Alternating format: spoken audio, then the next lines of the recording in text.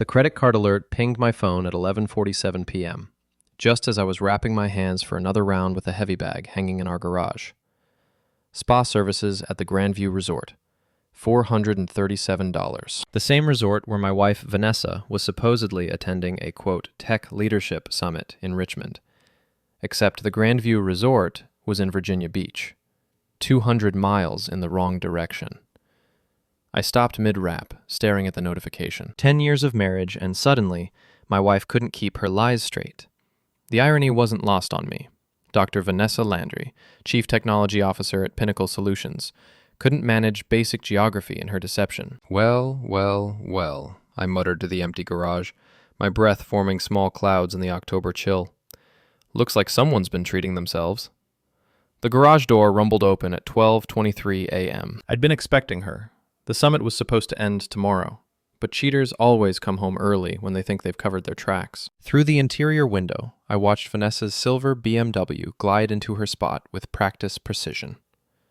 Everything about my wife was precise, calculated, cold. She walked through the door connecting the garage to the kitchen, her heels clicking against the tile like a countdown timer. Designer business suit, not a wrinkle out of place. Hair perfectly styled despite supposedly driving for 3 hours. She looked surprised to see me sitting at the kitchen island, laptop open, still in my workout clothes. "Jack, what are you doing up so late?" Her voice carried that particular tone she'd perfected over the years, the one that suggested I was somehow inconveniencing her by existing in my own house. "Couldn't sleep," I said, not looking up from my screen. "How was the summit? Learn anything interesting about leadership?" "Oh, you know how these things are.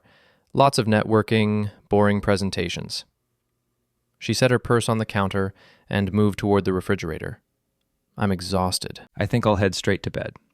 I waited until she had the refrigerator door open, her back to me.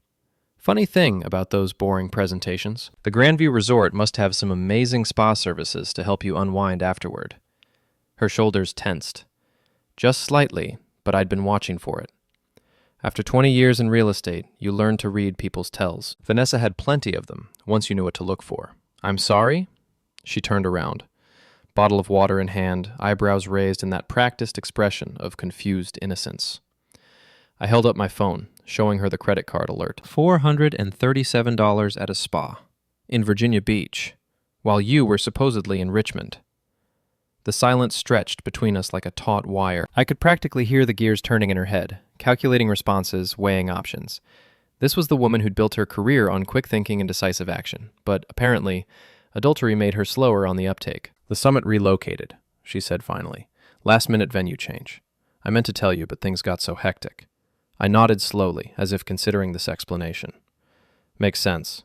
These tech companies are always changing their minds. Must be why your phone showed you checking into the hotel yesterday afternoon, even though you told me the summit didn't start until this morning." Another pause. Longer this time. I watched her face cycle through micro-expressions. Surprise, calculation, defiance, and finally, that particular brand of contempt she reserved for when she thought I was being unreasonably suspicious. "Are you tracking my phone now, Jack?" "Really?"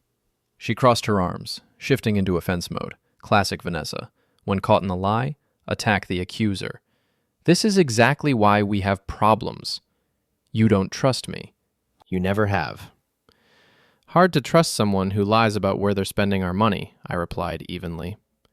"Especially when they're spending it on spa treatments with someone else." "Someone else?" Her laugh was sharp, brittle. "What are you talking about?" I was alone. "Were you?" I stood up, closing the laptop with deliberate slowness. "Because the charge shows services for 2 people. Couples massage. His and hers facials. Either you've developed multiple personality disorder, or you're full of shit." The mask slipped then. Just for a second, but I caught it.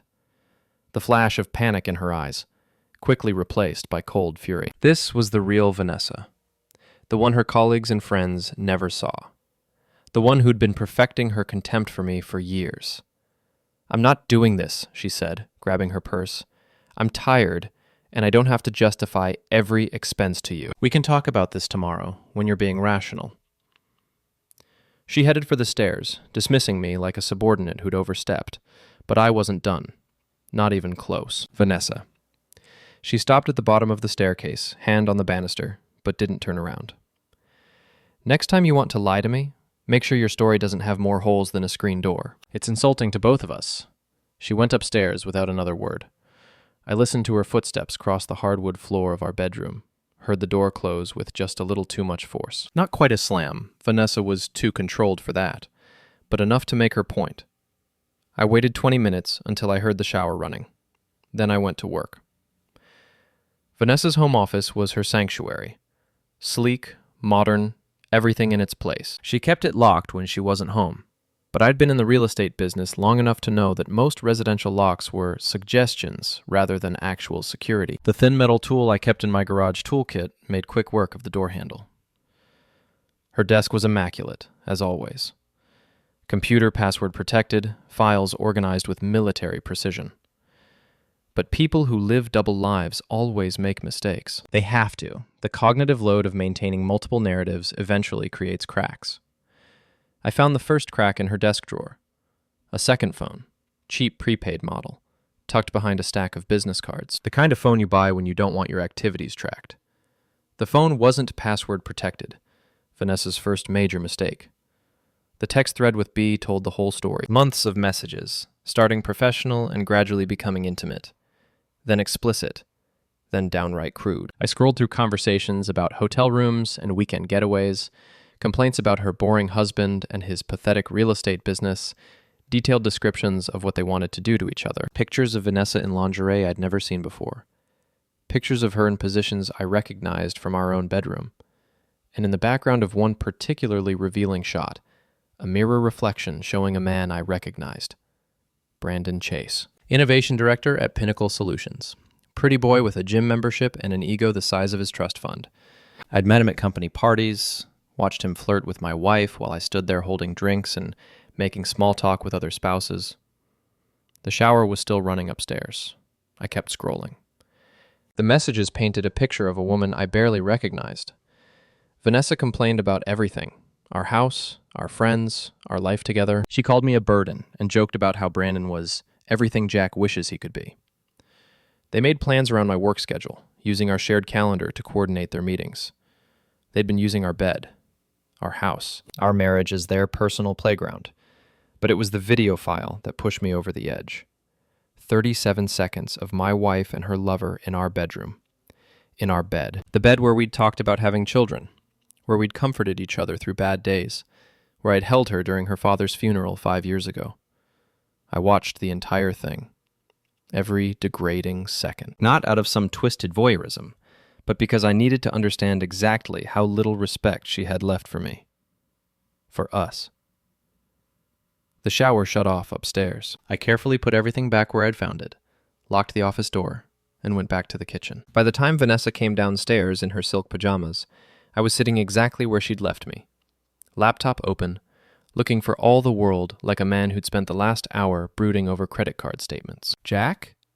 Her voice was softer now, conciliatory. She'd had time to think, to plan her next move. I'm sorry about earlier. I know the spa charge looks suspicious, but I can explain. I looked up at her, this woman I'd loved for 10 years, and felt nothing but cold clarity. The anger was still there, burning in my chest, but it was controlled now, focused. Can you? I asked mildly. She sat down across from me, reaching for my hand. I didn't pull away, but I didn't squeeze back either. Her skin felt foreign against mine. I wasn't alone, she said, eyes downcast in a perfect imitation of shame. I was with Sarah from marketing. She's going through a rough divorce, and I thought a spa day would help her feel better. I paid for both of us because she's struggling financially. Sarah Jenkins, Vanessa's work friend, recently divorced, definitely struggling with money. It was a good lie, plausible, even kind-hearted. The old Jack might have believed it. The old Jack wanted to believe it. But the old Jack hadn't seen the video. That was thoughtful of you, I said. Sarah's lucky to have a friend like you.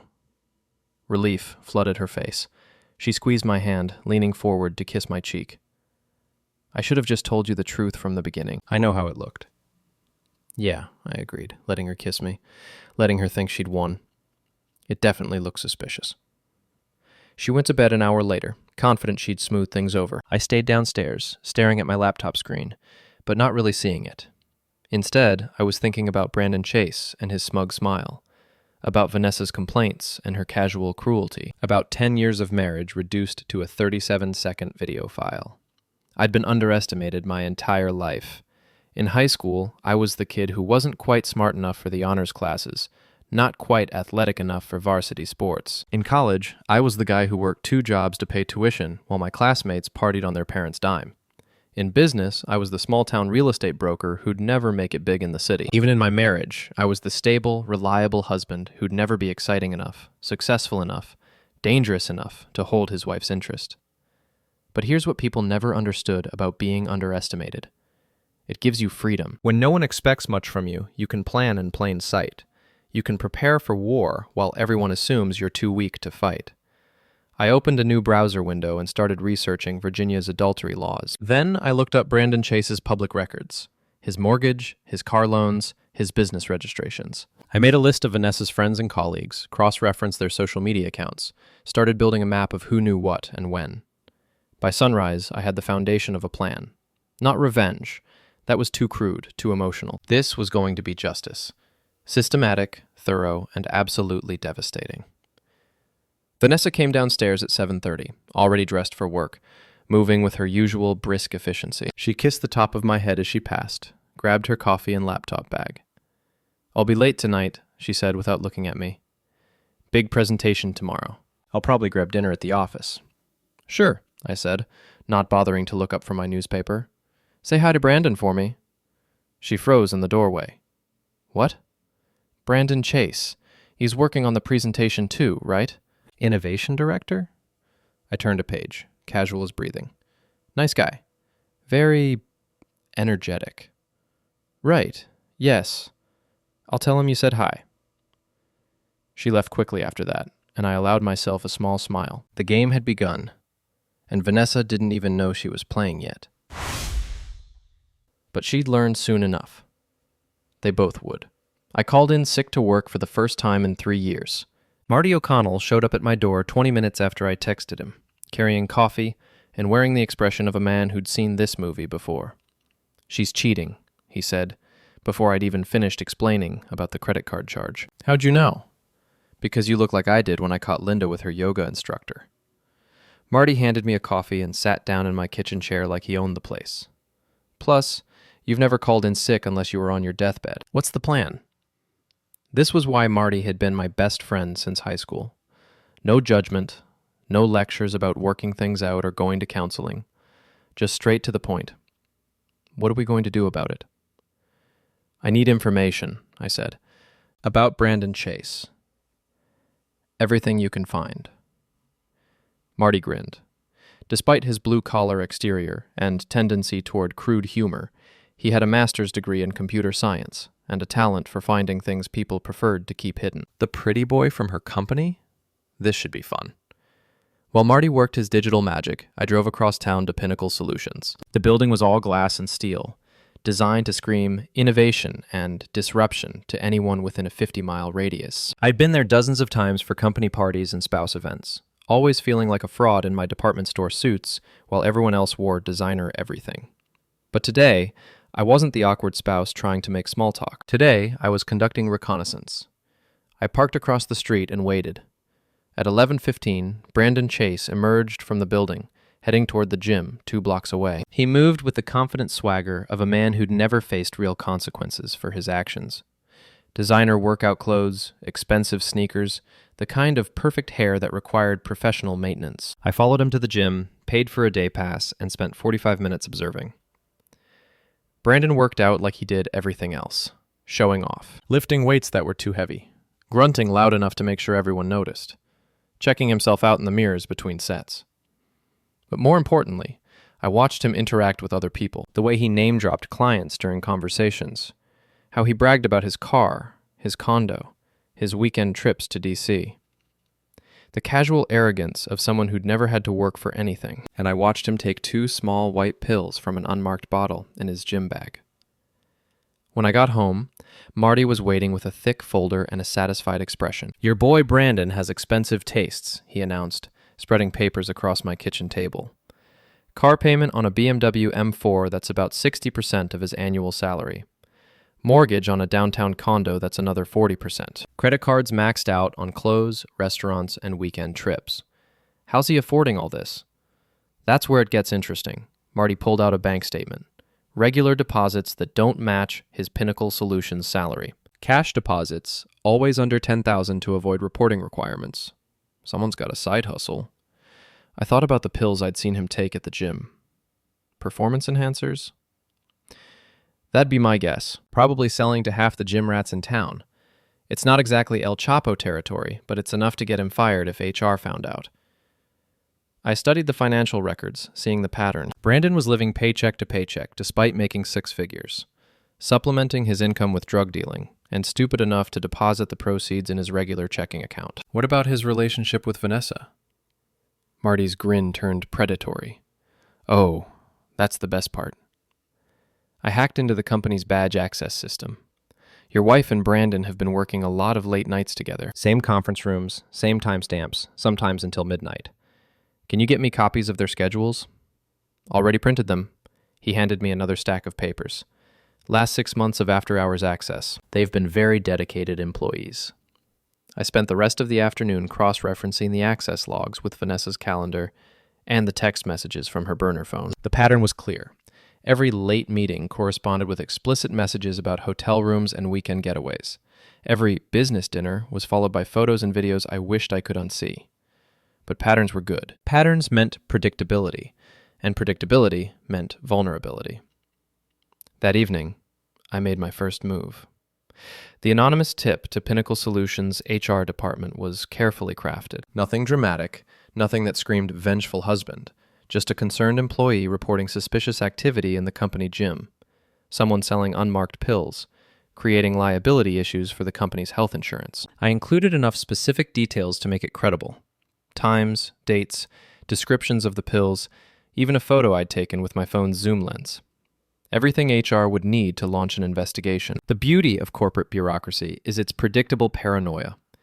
Companies like Pinnacle Solutions lived in terror of lawsuits, regulatory violations, and bad publicity. An employee dealing drugs on company property, even in the adjacent gym, would trigger an immediate response. Brandon would be suspended pending investigation within 48 hours. My second move required more finesse. Vanessa's calendar showed a client dinner scheduled for Friday night. The same Friday night, Brandon had texted about booking a room at the Marriott downtown. I waited until Thursday evening, when she was in the shower, then used her laptop to send a calendar invitation to her entire department. Looking forward to tomorrow night's team dinner at Morton's Steakhouse, the message read. Great opportunity for everyone to celebrate our Q3 numbers together. See you at 7 p.m. I scheduled it to send Friday at 5 p.m., just as people were leaving work. By the time Vanessa realized what had happened, half her department would be expecting to join her for dinner. But my third move was the one I was most proud of. I drove to Brandon's condo complex Friday afternoon, parked in the visitors section, and waited. At 4:30, he emerged from the building, gym bag over his shoulder, heading for his BMW. He'd been suspended from work that morning. Marty had confirmed it through his HR contacts, but apparently still maintaining his workout routine. I followed him to the gym, then doubled back to his condo. The building's security was typical for upscale rentals. Electronic keypad entry, cameras in the lobby, but nothing sophisticated. I'd learned a lot about building security during my real estate career, including which systems were for show and which actually worked. The keypad was for show. I slipped in behind another resident, took the elevator to Brandon's floor, and got to work. I didn't break into his apartment. That would have been illegal. Instead, I focused on the hallway outside his door. The package I left was wrapped in brown paper, addressed to Brandon Chase, with no return address. Inside was a fish from the grocery store seafood counter, wrapped in newspaper, along with a printed note. Stop swimming in other people's ponds. Juvenile? Absolutely. Illegal? Probably not. Effective? We'd see. But the fish was just psychological warfare. The real message was what I'd done to his car. BMW M4s are beautiful machines, and Brandon kept his in pristine condition, which made the word cheater spray-painted across his windshield particularly striking. I'd used washable paint. Vandalism charges weren't part of my plan, but it would take professional cleaning to remove completely. I was back home by 6 p.m., grilling steaks in my backyard like any other Friday night. When Vanessa called at 6:30, panicked about the dinner invitation she'd somehow sent to her entire department, I was sympathetic and helpful. Technical glitch, probably, I suggested. These things happen with shared calendars. Just send a follow-up explaining it was a mistake. But now everyone thinks I'm having a team dinner tonight. Some of them are already at the restaurant. So have the team dinner. Order some appetizers. Make it a casual thing.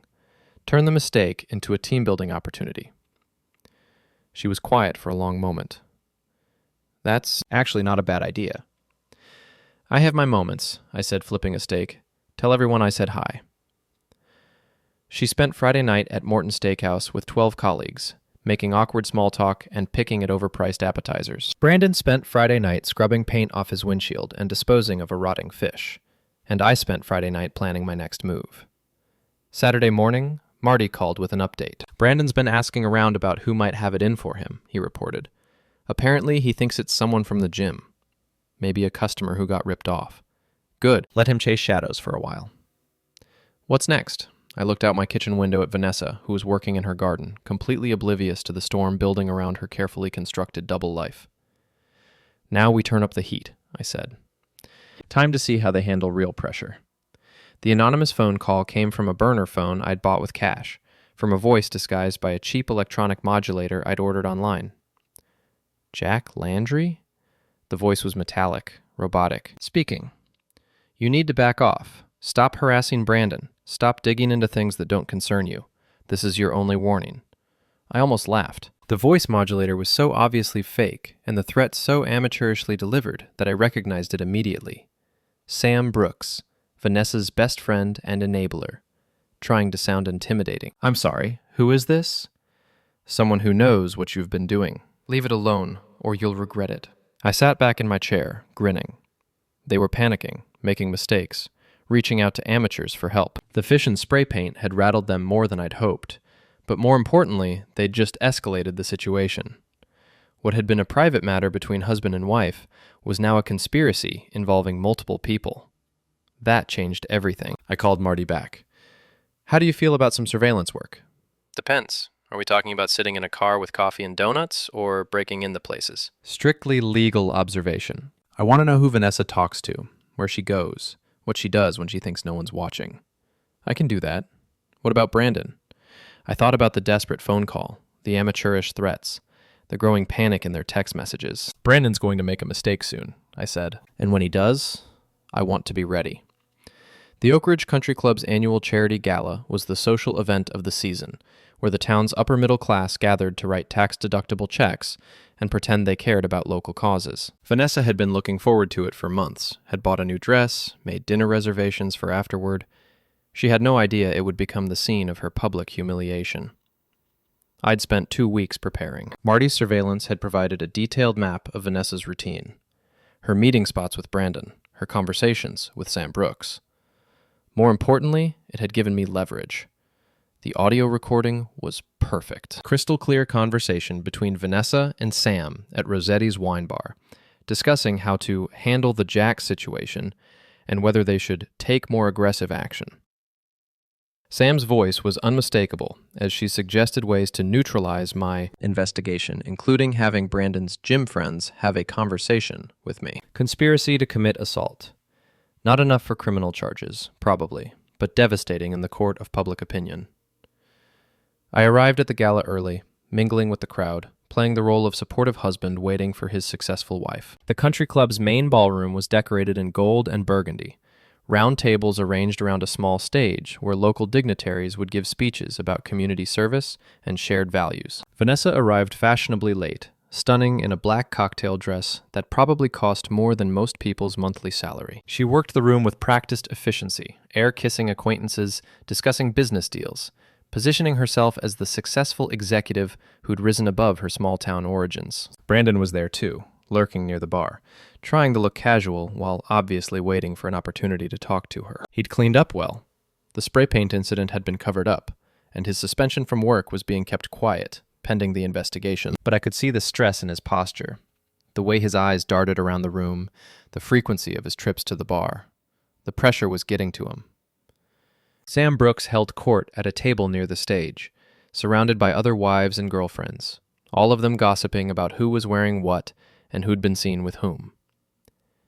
She spotted me across the room and her expression tightened. The anonymous phone call had been her idea, I was sure, and my lack of response had clearly frustrated her. I waited until the speeches began, when everyone's attention was focused on the stage and the lights were dimmed.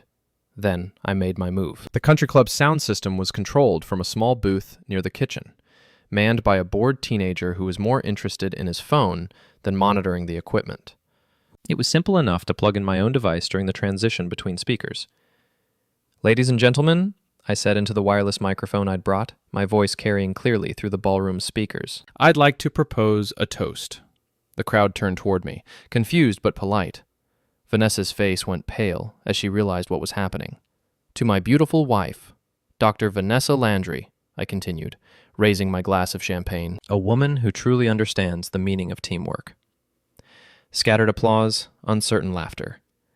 People were still trying to figure out if this was planned or spontaneous. "Vanessa has always been dedicated to collaboration," I went on, my voice carrying just enough edge to make people lean forward.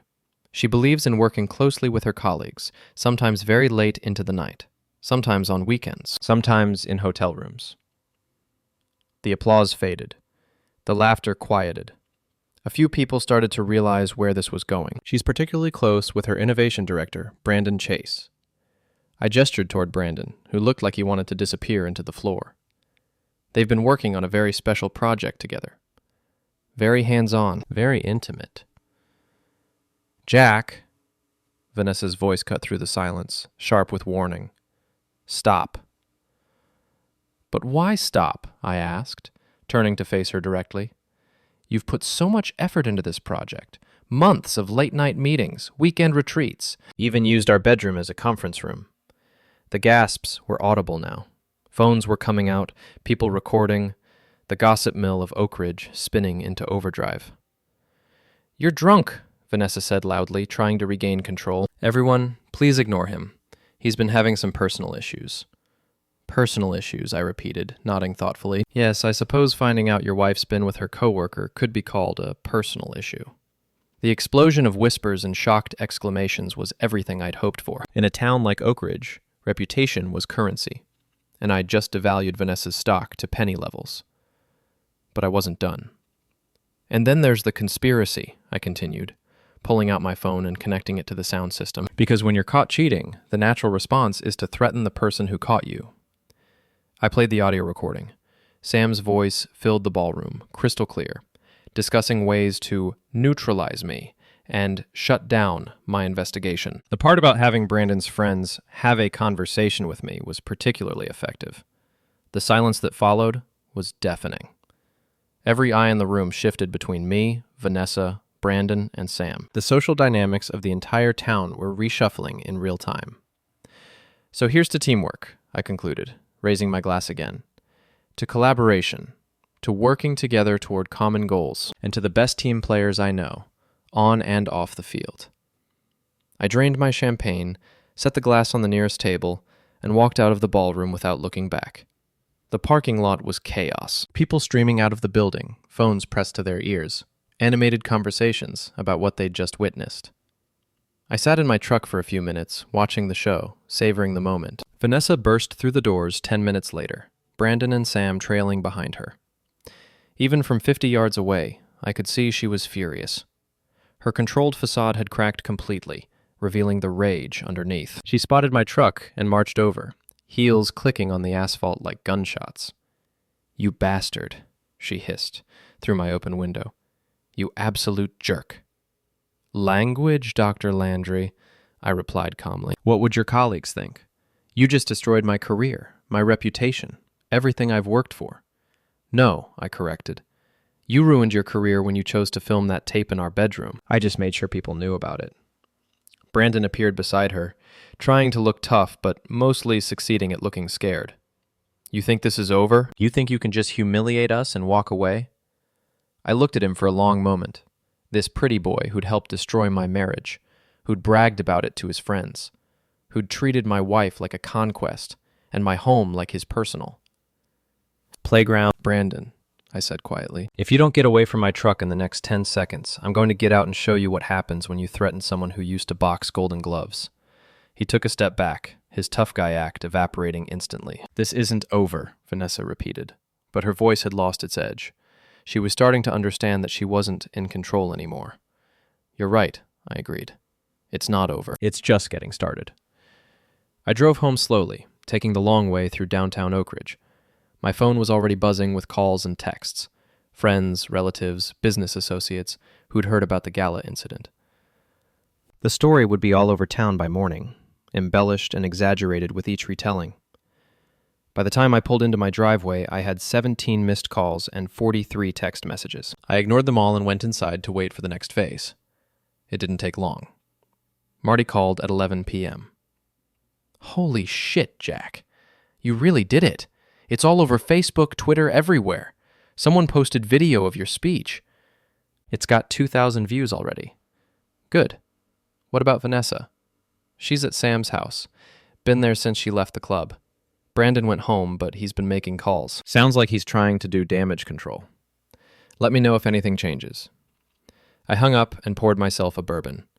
The house felt different now, lighter, as if a weight I'd been carrying for months had finally been lifted. The pretense was over. The careful politeness, the fake smiles, the elaborate dance of a marriage that had ended years ago. Now we could stop pretending and get down to the real business. My phone rang again. Unknown number, but I recognized the voice immediately. You bastard, Sam Brooks snarled. You think you're so clever? You just made the biggest mistake of your life. Did I? How so? Vanessa's going to destroy you in the divorce. She's going to take everything.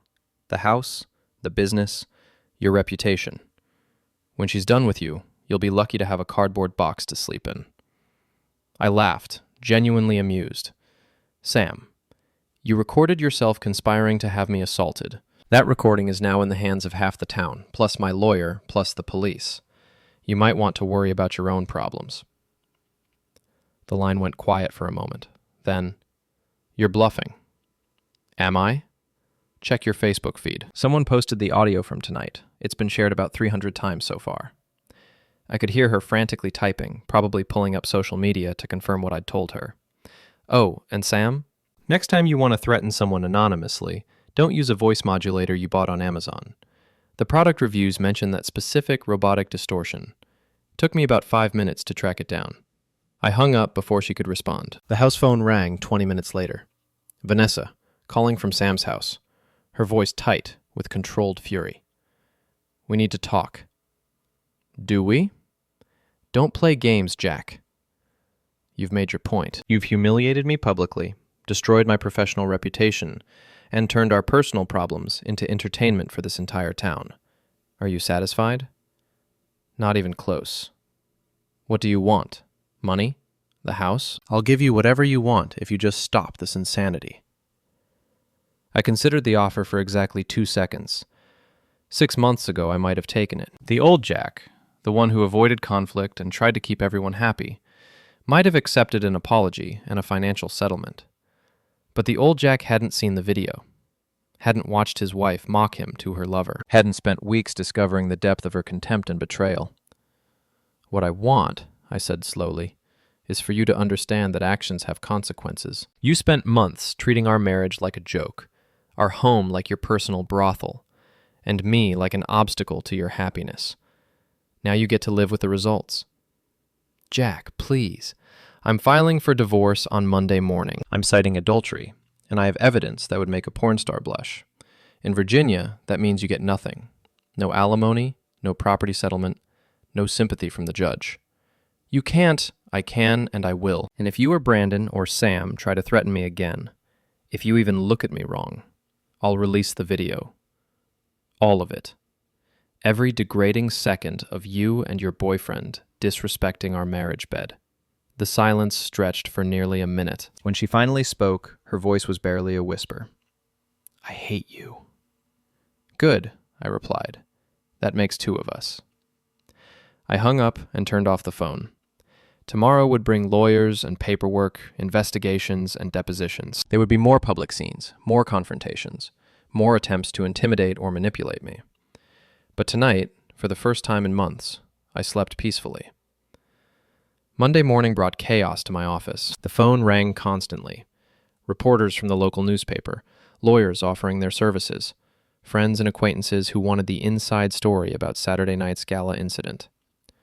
I let them all go to voicemail and focused on the task at hand. My attorney, Rebecca Martinez, was everything Vanessa's inevitable legal team wouldn't expect.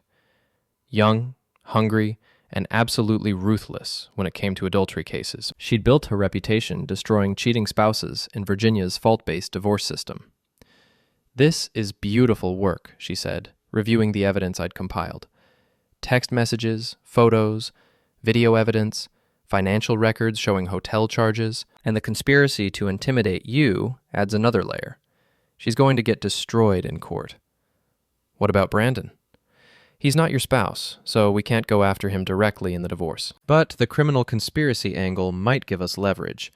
Depends how far you want to push it. I thought about Brandon's smug face, his casual arrogance, the way he'd bragged about sleeping with my wife to his gym buddies. Marty's surveillance had captured those conversations too. Brandon describing intimate details about Vanessa, making crude jokes about the husband who was too stupid to notice what was happening. "Push it," I said. "All the way." Rebecca smiled. It wasn't a pleasant expression. I was hoping you'd say that. By Wednesday, the counterattack began. Vanessa had hired Thompson, Keller & Associates, the most expensive divorce firm in Richmond. They came out swinging with accusations of mental abuse, financial manipulation, and invasion of privacy. They painted me as a controlling husband who'd driven his successful wife into the arms of another man through years of psychological torture. It was complete fiction, but it was professionally crafted fiction. They knew they couldn't defend Vanessa's adultery, so they were trying to create a narrative where I was the real villain. The private investigator they hired was more subtle than I'd expected. Instead of obvious surveillance, they went after my business records, interviewed former clients, dug into my financial history looking for anything that could be used against me. But I'd been preparing for this since the night I found the burner phone. Every document was organized, every transaction accounted for, every potential weakness addressed. 20 years in real estate had taught me the importance of documentation. What they found instead was a man who'd been quietly subsidizing his wife's lifestyle for years. My real estate business was more successful than anyone realized. I'd been deliberately downplaying my income to let Vanessa feel superior about her corporate salary. The financial record showed thousands of dollars in gifts to her. Payments for her car, her clothes, her spa treatments. I hadn't been the burden she'd described to Brandon. I had been the foundation that allowed her to live beyond her means. Thursday evening, the trap was set. Marty had been monitoring Brandon's communications, legally, through social media and public records, nothing that would get us in trouble. Brandon was panicking, making increasingly desperate attempts to control the narrative. He'd been suspended from Pinnacle Solutions pending investigation. His drug-dealing side business had been exposed, and his financial house of cards was collapsing. Desperate people make stupid decisions. The text message to Vanessa was intercepted by the monitoring software I'd installed on her laptop. Software that was perfectly legal since the laptop was registered in my name and used on my home network. "Meet me at the Sunset Motel tomorrow night. We need to talk about Jack. Bring the photos." Photos. That was interesting. What photos could they have that they thought would hurt me? I called Rebecca immediately. "They're planning something," I told her. "Meeting at the Sunset Motel tomorrow night. Vanessa's bringing photos of some kind." "Photos of what?" "I don't know. But people don't meet at seedy motels to discuss vacation pictures." Rebecca was quiet for a moment, thinking, this could be an opportunity. If they're planning to fabricate evidence or coordinate their stories, we might be able to catch them in the act. "What do you need me to do?" "Nothing illegal, but if you happen to be in the area with a camera." The Sunset Motel was exactly what its name suggested, a rundown collection of rooms on the outskirts of town, the kind of place that rented by the hour and didn't ask questions. I arrived early, parking across the street with a clear view of the entrance. Marty was positioned at the back of the building, monitoring the rear exit. We both had cameras with telephoto lenses, recording equipment, and strict instructions to observe only. No breaking and entering, no confrontations, nothing that could compromise the legal case. Brandon arrived first, driving his BMW and trying to look casual while obviously nervous. He checked in, got a key, and disappeared into room 237. Vanessa arrived 20 minutes later, parking her car behind the building and entering through the rear door. She carried a manila envelope, the photos, presumably. "They're both inside," Marty reported through our radio connection. "Room 237. Lights are on, curtains closed." "Any way to hear what they're saying?" "Not legally. We'll have to wait for them to come out." We waited for 2 hours. Whatever they were discussing, it was taking a long time. Finally, around 10 p.m., Vanessa emerged from the rear exit, moving quickly toward her car. But she wasn't alone. Brandon followed her, and even from a distance, I could see they were arguing. Their voices carried across the parking lot, sharp with anger and frustration. "This is insane," Brandon was saying. "You can't seriously think this will work." "It's the only option we have left," Vanessa replied. "Unless you have a better idea." "What if he doesn't believe it? What if he can prove it's fake?" "He can't prove anything if he's not around to investigate." That sounded dangerously close to a threat. Brandon grabbed her arm, stopping her beside her car. "Vanessa, listen to yourself. I'm talking about survival," she snapped, pulling free. "My career is destroyed, my reputation is ruined, and I'm about to lose everything in the divorce. I'm not going down without a fight." She got in her car and drove off, leaving Brandon standing alone in the parking lot. He stood there for several minutes, running his hands through his hair, clearly agitated. Then he made his fatal mistake. Instead of going back to his room, Brandon walked across the street toward my truck. He'd spotted me, or thought he had, and decided to confront me directly. "I know you're in there, you bastard," he called out, approaching my vehicle. "You think you're so clever, spying on us like some kind of stalker." I rolled down my window, keeping my hands visible and my voice calm. "Brandon, out for an evening drive? You're pathetic, you know that? Following your wife around, recording private conversations, ruining people's lives because you can't handle the fact that she doesn't love you anymore. Is that what she told you? That she doesn't love me?" "She told me a lot of things. About how you've been abusing her for years, how you've been threatening her, controlling her money, isolating her from her friends." I almost laughed. The narrative Vanessa had spun was impressive in its complete distortion of the truth. "That's an interesting story," I said. "Did she mention the part where she filmed herself with you in our bedroom? Or was that detail left out of her victim narrative?" Brandon's face flushed red. "You're sick. Recording your own wife without her consent, violating her privacy. Actually, Brandon, in Virginia, it's perfectly legal to record activities in your own bedroom, especially when those activities involve your spouse committing adultery." He stepped closer to my truck, hands clenched into fists. "You think you're going to ruin us? You think you can just destroy our lives and walk away? I think you've done a pretty good job of destroying your own lives. I'm just documenting the process." That's when he snapped. Brandon lunged toward my open window, trying to grab me, pull me out of the truck. But I'd been expecting something like this. Desperate people in desperate situations often resort to violence. I was out of the truck and moving before he could react. 20 years since my last boxing match, but muscle memory is a powerful thing. I sidestepped his clumsy charge, caught him off balance, and put him face first against the side of my truck. "Brandon," I said quietly, keeping him in place with little effort.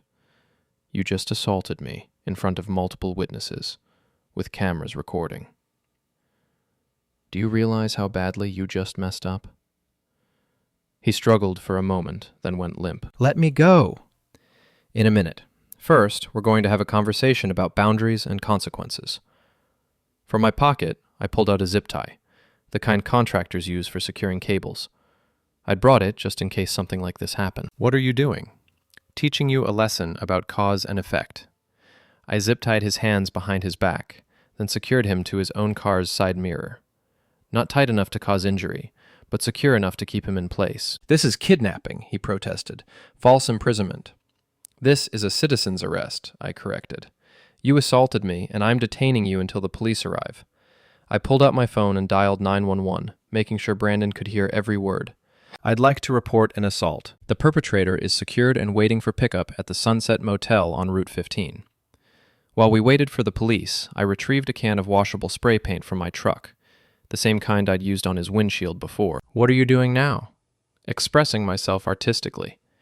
I spray painted cheater across his windshield again, then added wife beater on the driver's side door. It wasn't true. As far as I knew, Brandon had never hit Vanessa, but it would create interesting questions when the police arrived.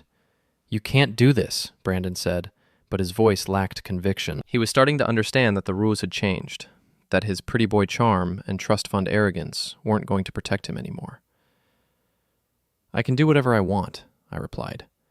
"That's the thing about consequences, Brandon. Once you set them in motion, you don't get to control where they go." The police arrived 15 minutes later, 2 patrol cars and a very bored-looking sergeant who'd obviously dealt with domestic disputes at the Sunset Motel before. "What seems to be the problem here?" I handed him my phone, which had been recording the entire encounter. "This gentleman assaulted me, and I performed a citizen's arrest. Everything's on video."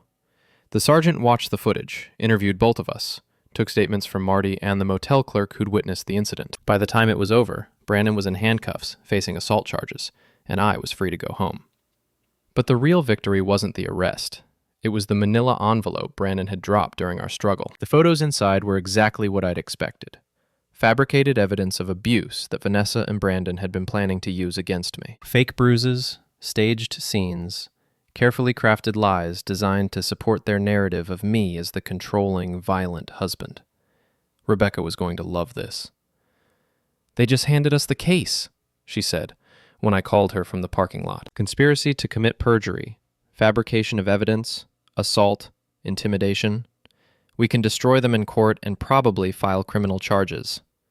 What about Vanessa? She's finished. No judge in Virginia is going to award alimony to a woman who conspired to fabricate abuse allegations. She'll be lucky if she doesn't face criminal charges herself."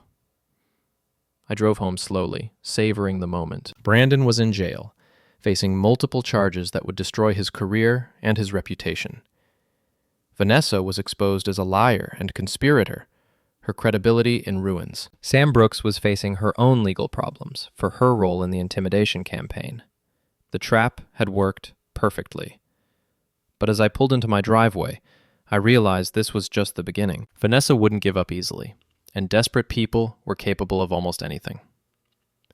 The real confrontation was still coming, and when it did, I intended to be ready. The divorce hearing was scheduled for a Tuesday morning in November, in the old courthouse that had been the center of Oak Ridge's legal system for over a century. The building was all Southern charm and judicial gravitas. Marble columns, oak-paneled courtrooms, and portraits of stern-faced judges dating back to the Civil War. Judge Patricia Langston presided over family court with the efficiency of a woman who'd seen every variation of human stupidity and betrayal. She was in her 60s, sharp as a razor, and had exactly 0 patience for lies, manipulation, or theatrical displays.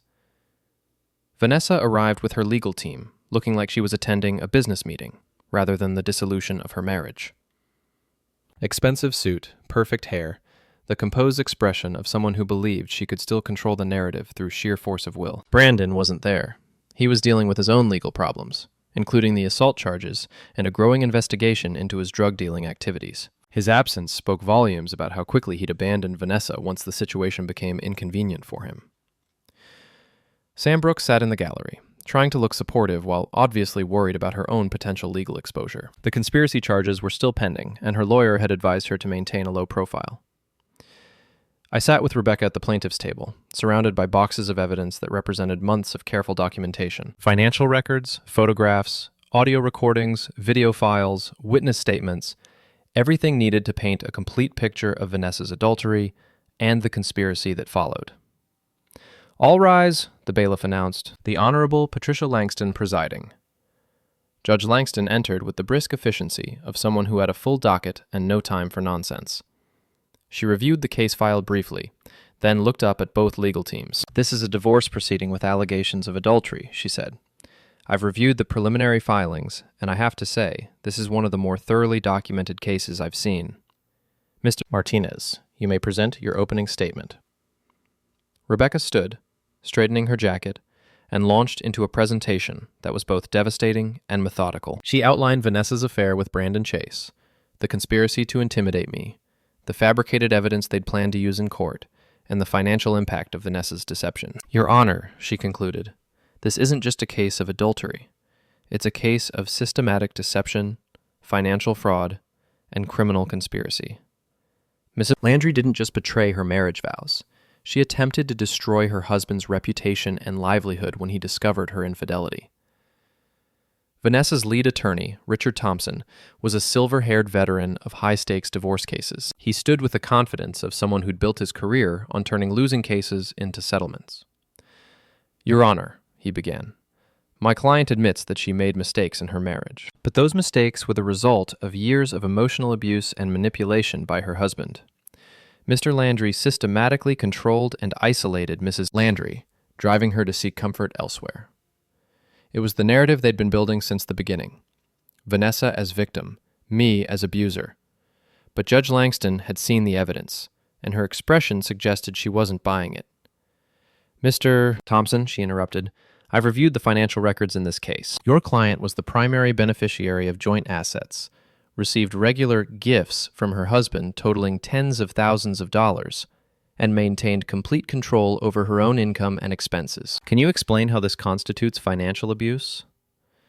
Thompson fumbled for a moment, clearly not expecting the judge to have done such thorough homework. "Your Honor, financial abuse isn't just about money. It's about control, manipulation."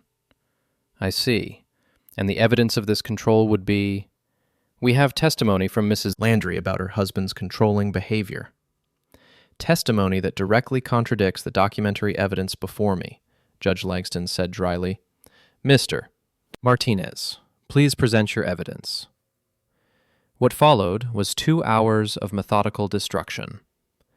Rebecca presented the text messages between Vanessa and Brandon, including the explicit photos and videos. She played the audio recordings of their conspiracy meetings, showed the fabricated evidence they'd planned to use, and documented every lie they'd told.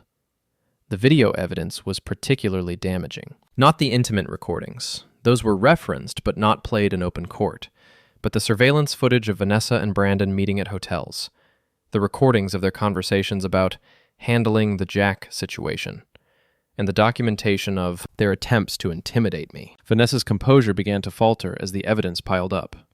Her perfect facade started to crumble, exposing glimpses of the rage and contempt I'd witnessed at home. When Rebecca played the audio of Vanessa calling me a burden and mocking my pathetic business, I saw Judge Langston's expression harden. But the final blow came when Rebecca presented the manila envelope Brandon had left behind during our confrontation at the motel. "Your Honor, these photographs were fabricated by Mrs. Landry and Mr. Chase as evidence of alleged abuse. They show staged scenes, fake bruises, and carefully crafted evidence designed to support false allegations against my client." Judge Langston examined the photos carefully, comparing them to the metadata analysis that proved they'd been taken and edited recently. Her disgust was evident.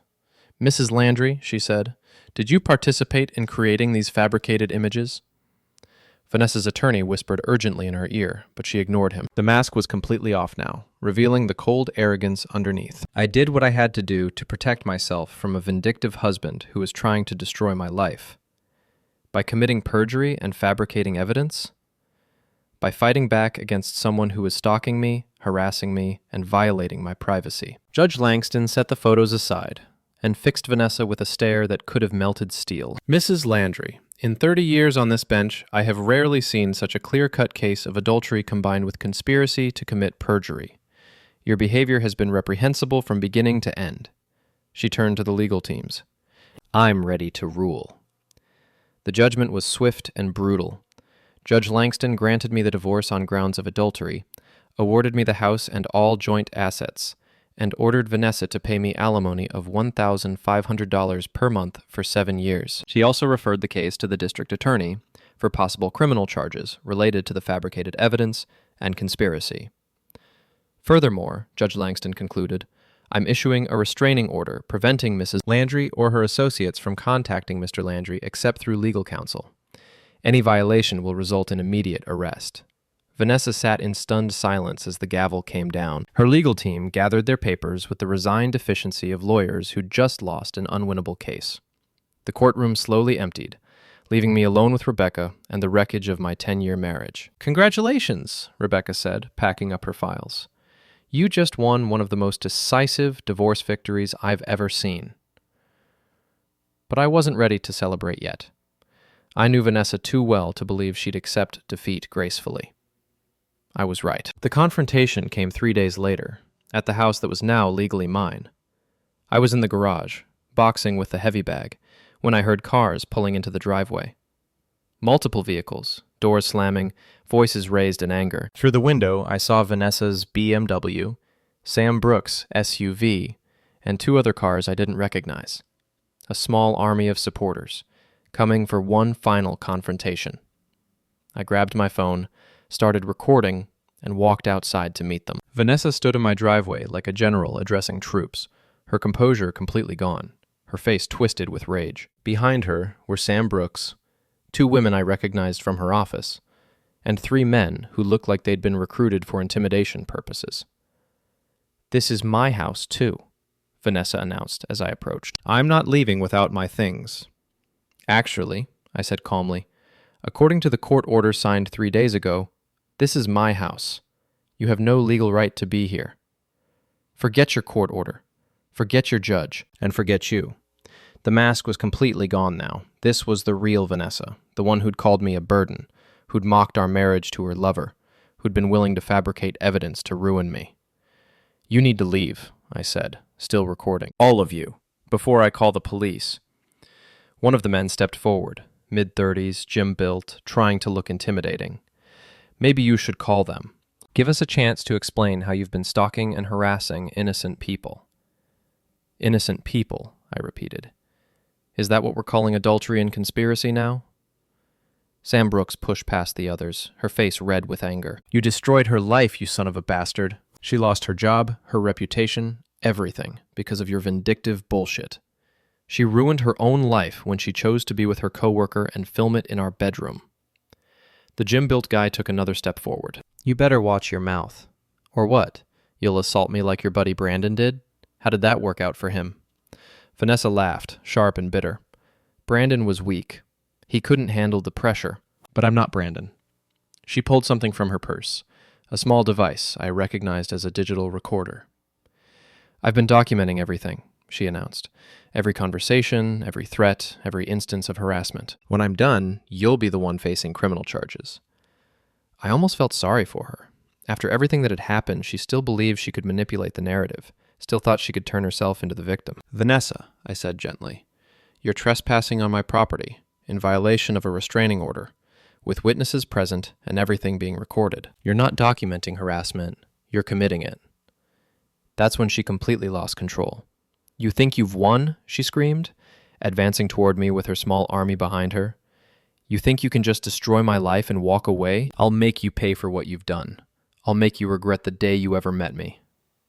The threats were clear, unambiguous, and being recorded by multiple devices. But I wasn't interested in more legal proceedings. I was interested in ending this once and for all.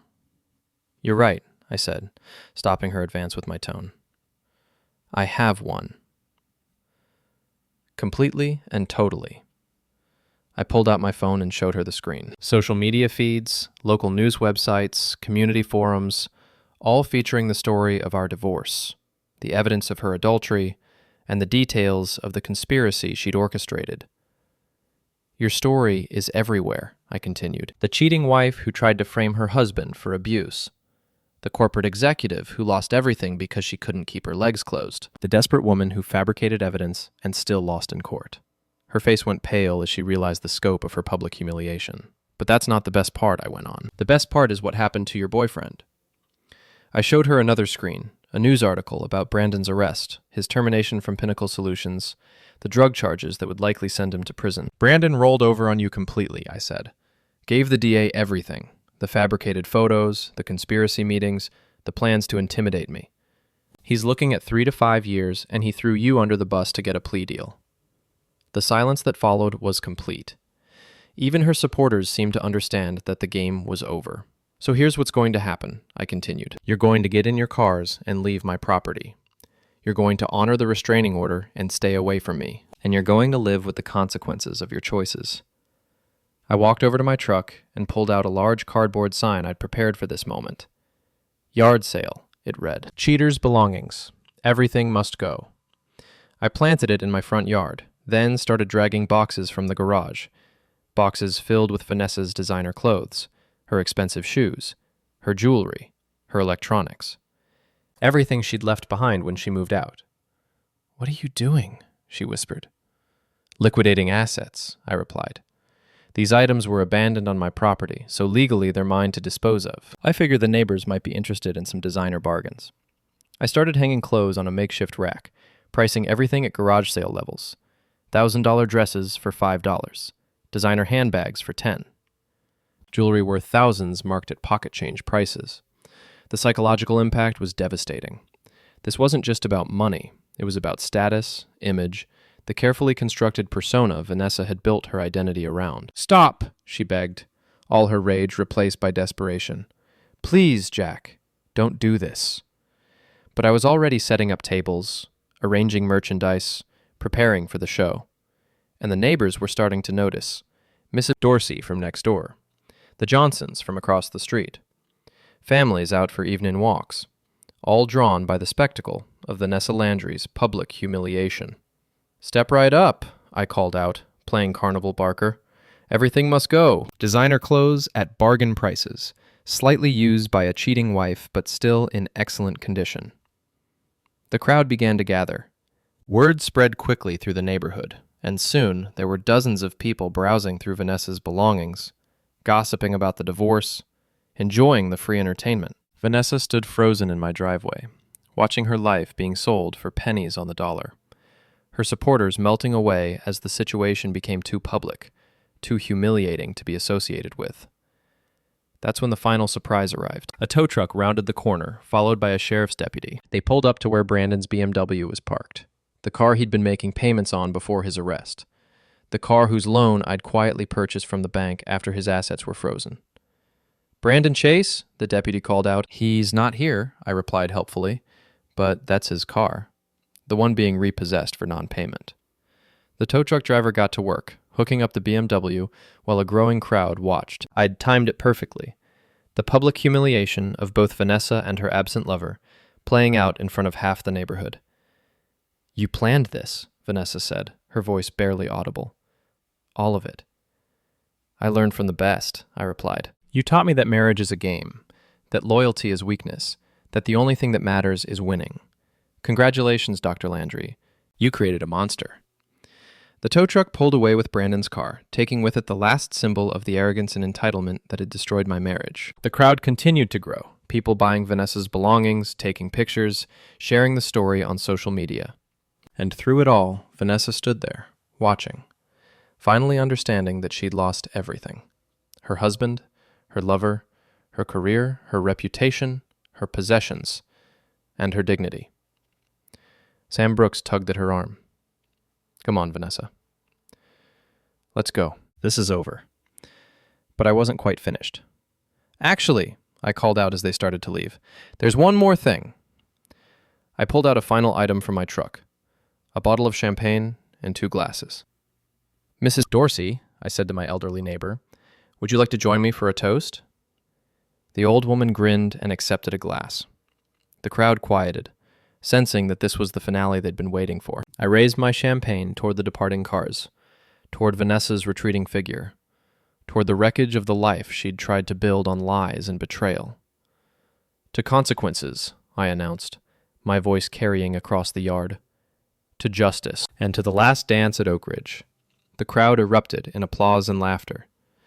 Mrs. Dorsey clinked her glass against mine. Someone started taking video, capturing the moment for posterity. And as Vanessa's BMW disappeared around the corner, carrying her away from the town where she'd once been somebody important, I allowed myself a moment of pure satisfaction. I wasn't the hero of this story. Heroes forgive, compromise, turn the other cheek. But Oak Ridge hadn't needed a hero. It had needed a villain. Someone willing to be ruthless, calculating, and absolutely unforgiving. Someone who understood that some betrayals are so complete, so devastating, that mercy becomes complicity. Tonight, I'd been that villain. And I'd danced last.